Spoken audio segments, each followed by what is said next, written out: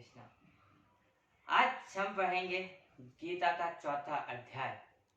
अभी तक हमने देखा कि जो अर्जुन है वो अभी भी कंफ्यूज है। कृष्ण भगवान ने उसको इतना ज्ञान दिया और वो अभी भी कंफ्यूज है। वो अभी भी समझ नहीं पा रहा या समझना चाह नहीं रहा कि भगवान कहना क्या चाहते हैं। और अब हम चौथा अध्याय शुरू करेंगे। चौथे अध्याय की शुरुआत में कृष्ण भगवान कहते हैं कि हे अर्जुन, जो ज्ञान मैं तुम्हें दे रहा हूँ ये दिव्य ज्ञान है। तो दिव्य ज्ञान होता क्या है, पहले हमें ये समझना पड़ेगा। तो ज्ञान दो प्रकार के होते हैं। एक ज्ञान जो हम अपने शरीर के लिए इस्तेमाल करते हैं, उपयोग करते हैं। जैसे अगर मुझे भूख लगी होगी तो मैं खाना खाऊंगा, तो खाना खाने के लिए भी मुझे ज्ञान होना चाहिए ना, खाना कैसे खाना है, खाना बनाना है, फिर उसको पका के रखना है, फिर हाथ से खाना है। ये भी एक तरह का ज्ञान है। लेकिन मैं अगर ये ज्ञान से खाना खा रहा हूँ तो संतुष्टि किसको मिल रही है? मेरे शरीर को। मैं ये जो कार्य कर रहा हूँ वो अपने शरीर की आवश्यकताओं को पूरा करने के लिए कर रहा हूँ। हमारे विद्यालय जो ज्ञान हमें देते हैं वो ज्ञान हमें हमारी भौतिक आवश्यकताएं पूरी कर सकता है। वो ज्ञान हमें भौतिक सुख दे सकता है।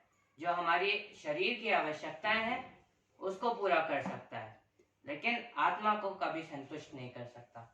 आत्मा की संतुष्टि के लिए जो ज्ञान है वो दिव्य ज्ञान है, और वही दिव्य ज्ञान श्री कृष्ण ने सूर्य देव को दिया, और सूर्य देव ने वही ज्ञान विवस्वान को दिया।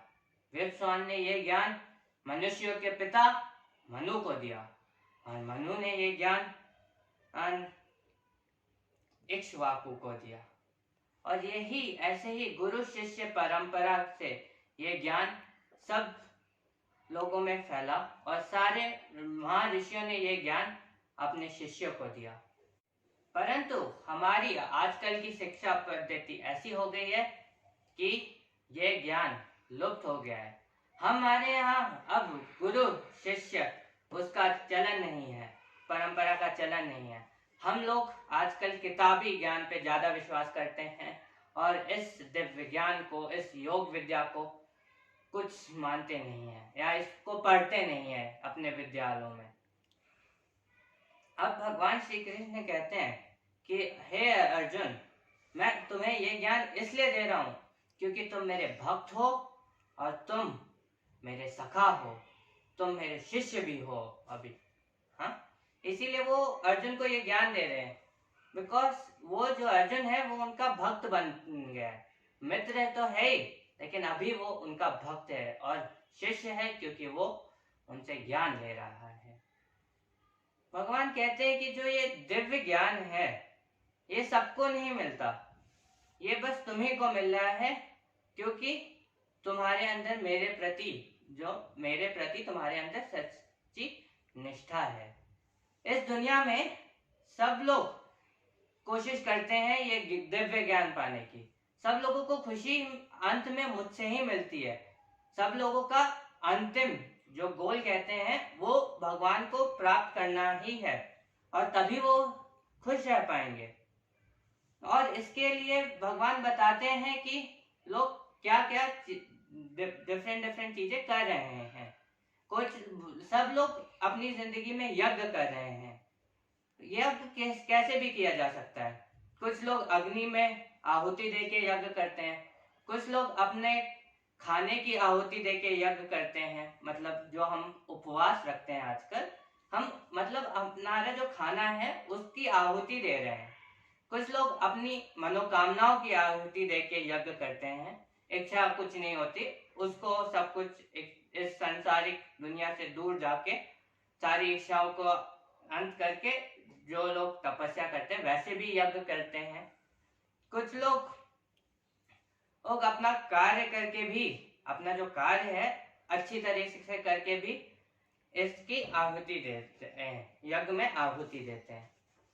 भगवान बताते हैं कि उनको इसकी आवश्यकता क्या पड़ेगी रूप लेने की। और यहाँ पे भगवत गीता का एक बहुत प्रसिद्ध श्लोक आता है मैं वो श्लोक आप सबको पढ़ के बताना चाहूंगा।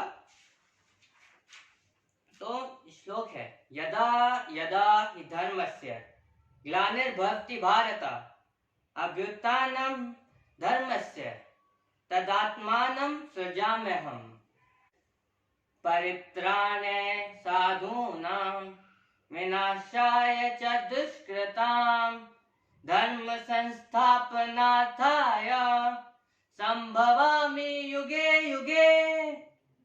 इससे भगवान ये कहना चाहते हैं, जब जब इस धरती पे अधर्म बढ़ेगा और धर्म का पतन होगा और अधर्म आगे बढ़ेगा, तब तब धर्म की स्थापना के लिए मैं स्वयं इस धरती पे जन्म लूंगा। हर युग में मैं जन्म लूंगा जब जब अधर्म बढ़ेगा।